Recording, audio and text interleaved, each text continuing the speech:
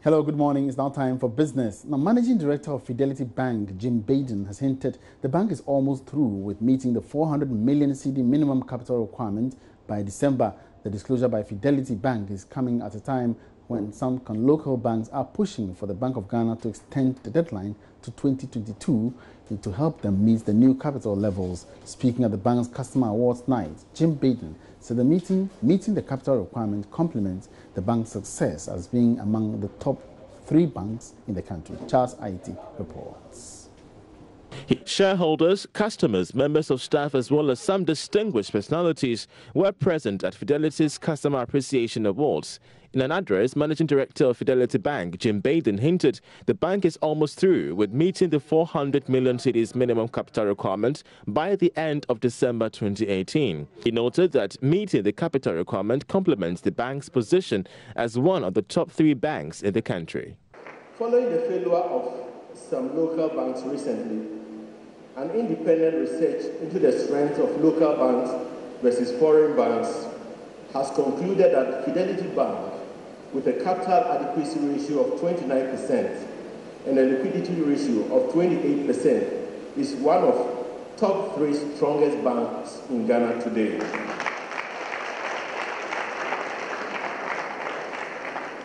And that means whether foreign or local. I'm not talking about local, but all banks.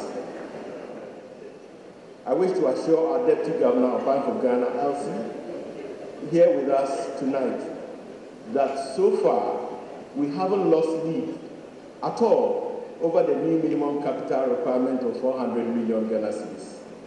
This is because our current capital position is substantially close to the new minimum, and wish to give her aware that we will be able to meet the new minimum capital before the end of this year.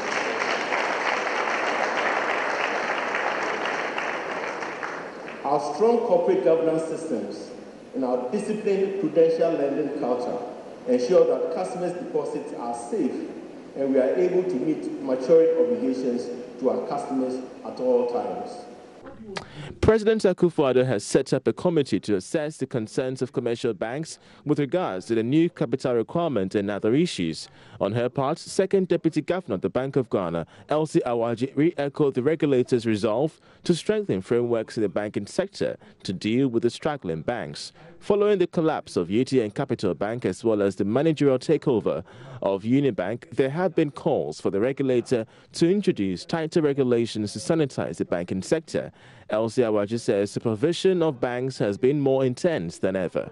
The increased minimum capital requirement of 400 million Ghana cedis, as well as the move to Basel II and III, are all part of the Bank of Ghana's efforts to further strengthen the banking sector. Ladies and gentlemen, a lot, however, remains to be done on the regulatory front. In addition to ensuring a smooth transition to the new capital requirement by December 2018, the Bank of Ghana would also ensure that banks bring down their non-performing loan levels, as well as improve their corporate governance and risk management systems, including cyber and information security-related risks.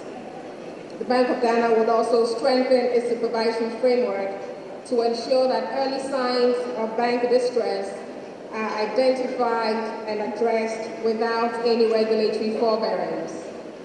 We will proceed with the implementation of the Deposit Protection Scheme under the just amended Ghana Deposit Protection Act to provide more protection for bank depositors. The Customer Appreciation Awards saw 3 customers of the bank awarded 50,000 cedis each in a grand draw. Now, the Dutch ambassador to Ghana, Ron Stricker, says the incidence of textile piracy in the country is carrying foreign investors and other industry players away. According to the ambassador, the Ghana Textiles Limited, which remains on the brink of collapse, can no longer compete with the influx of counterfeit materials from China and other neighboring African countries. He spoke with Joy Business at the sidelines of a Business Export Award event in Accra. We'll bring you details of that story in our subsequent bulletins. That's it for now. Have a good morning.